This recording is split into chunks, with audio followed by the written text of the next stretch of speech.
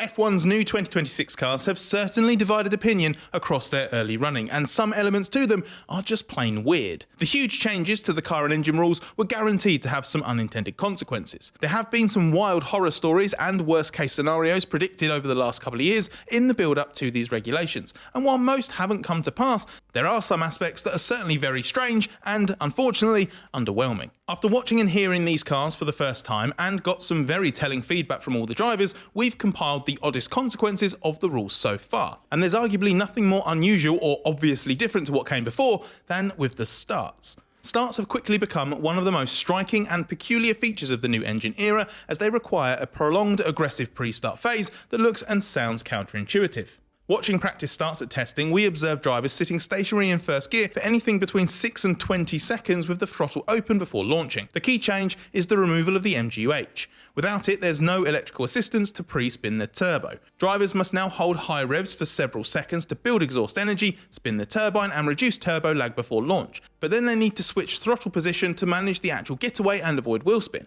How many revs are needed to spin the turbo enough but not compromise the race start seems imprecise, and judging if you've achieved that is impossible.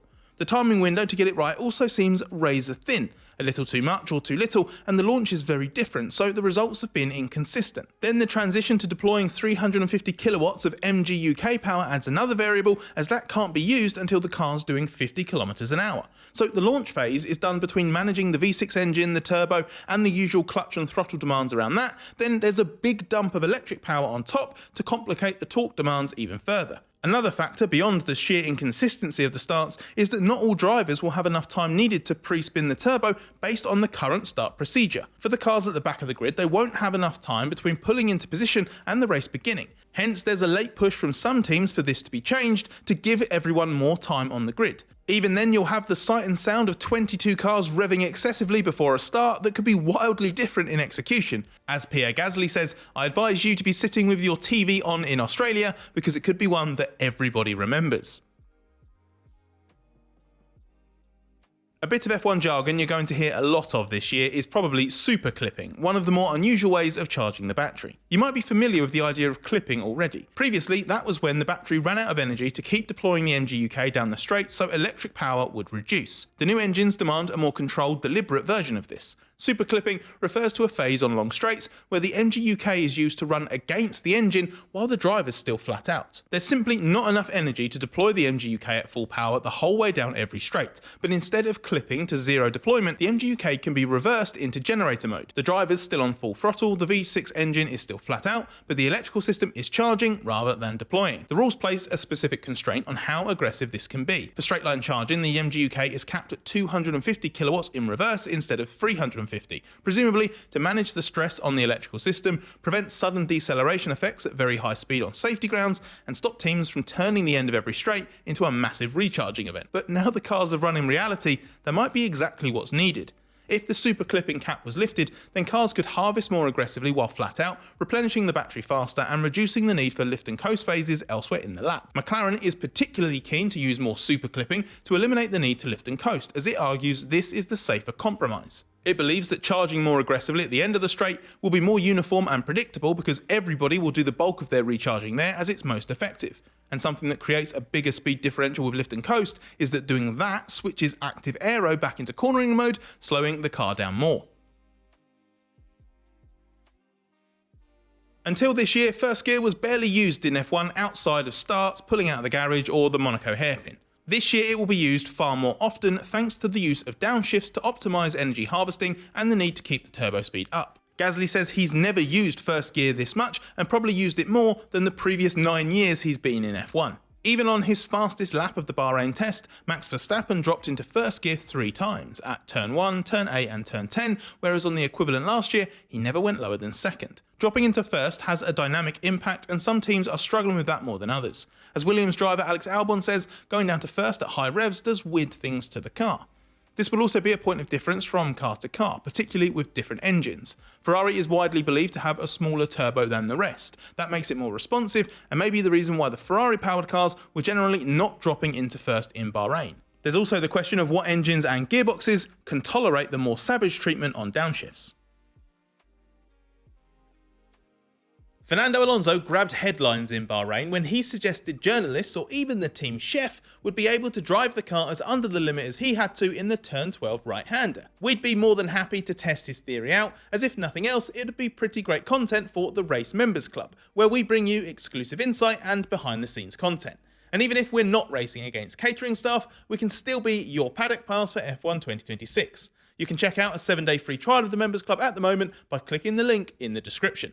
The level of management that Alonso was deriding is due to the need to avoid wasting energy in parts of the lap where there isn't much time to be gained, as well as maximising harvesting. Corner speeds are down this year for several reasons, notably the reduction in downforce, but the effect is far bigger in the faster corners, and that's partly down to not wanting to waste energy in them. A comparison of the minimum corner speeds of Alonso on his fastest lap in Bahrain testing last year versus this year shows he's 34 km/h slower in turn 12. It's a crude comparison with multiple factors contributing, including the fact that the 2026 Aston Martin is a troubled car, but this data illustrates his point.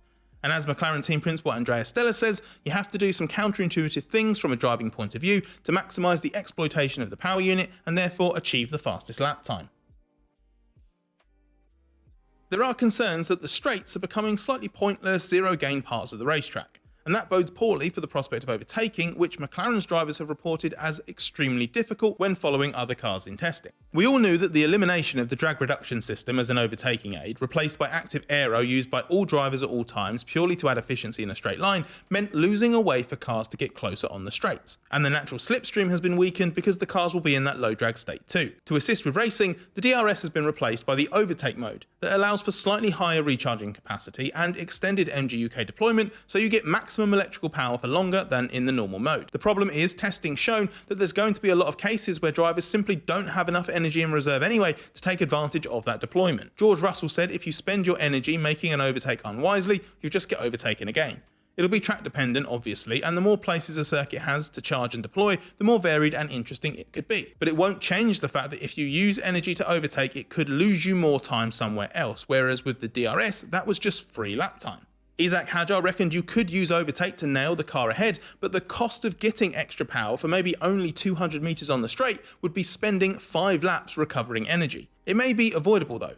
A proposal from McLaren to allow more recharging on the straights will, Stella claims, give enough flexibility on energy recovery that racing is possible, and then drivers can tap into some of the better characteristics of the cars themselves. The cars are better in certain conditions. They're smaller, slightly more nimble, and able to follow more closely. So Stella reckons you could see overtaking in a traditional enough way. The problems of queuing and impeding in qualifying as drivers attempt to start their push laps with the Pirelli tyres in the optimum temperature window are well known. In 2026, there's the added complication of the battery demands. You must start your qualifying lap with the battery at maximum state of charge, or you throw away lap time. On top of that, even on the quick lap, you must optimise harvesting during the lap to charge the battery, hence the use of lift and coast. So both prep and push laps are affected, with Lewis Hamilton claiming in Bahrain that there's up to 600 metres of lifting and coasting even on a qualifying lap. Particularly during the Barcelona test, the challenge of getting everything prepared was obvious in the low temperatures. That meant you have to push harder to get the tyres in the right window. But you also want to start the lap with a full battery, so you don't want to deploy the energy to help the tyre warming process. Now imagine a track full of 22 cars in the dying minutes of Q1 trying to solve these complex equations and all the chaos that could lead to. Oh, and remember, there's still the maximum lap time that prevents drivers going too slowly on out laps and prep laps in qualifying. Ferrari team principal Fred Vasseur pointed out that tyres alone last year could make a difference of 6 or 7 tenths, meaning you cannot just solely focus on energy management now. All of this means an increased chance of extra prep laps and of cars running out of phase and tripping over each other. If you thought qualifying was chaotic at times before, you ain't seen nothing yet.